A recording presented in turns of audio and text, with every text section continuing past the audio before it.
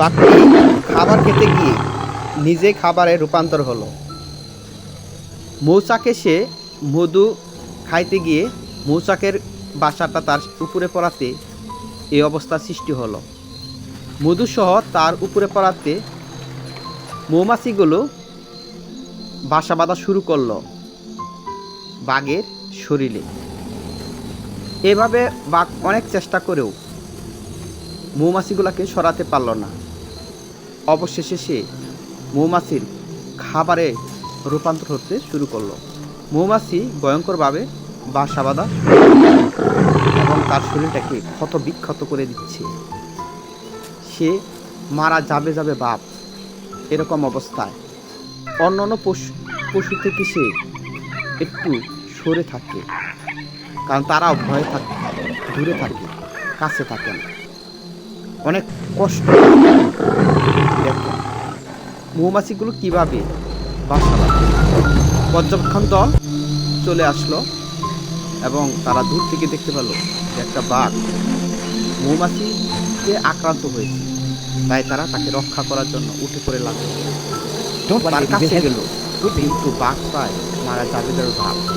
পর্যবেক্ষণ দল গবেষণা শুরু করলো এবং মৌমাছিগুলোকে কীভাবে দূর করা যায় সে ব্যবস্থা করতে লাগলো।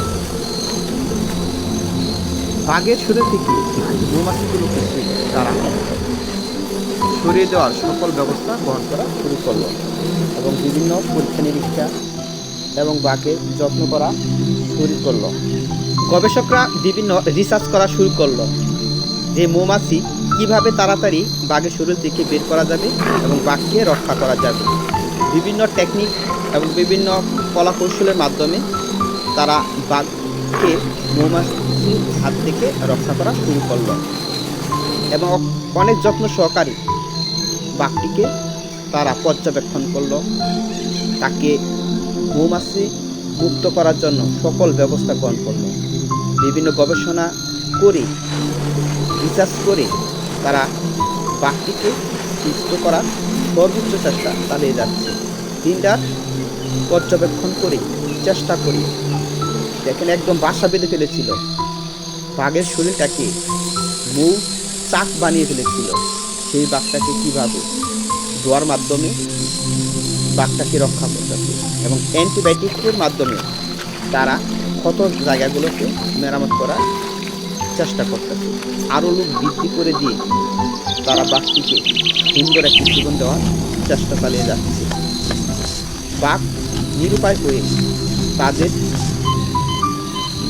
সেবাগুলো গ্রহণ করছে, সে তাদেরকে আঘাত করছে না, কারণ তার এখন বিপদ সে বুঝতে পারছে।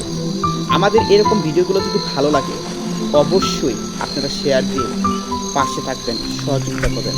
পরে বাঘকে সুস্থ করে তারা ফেরত গেল।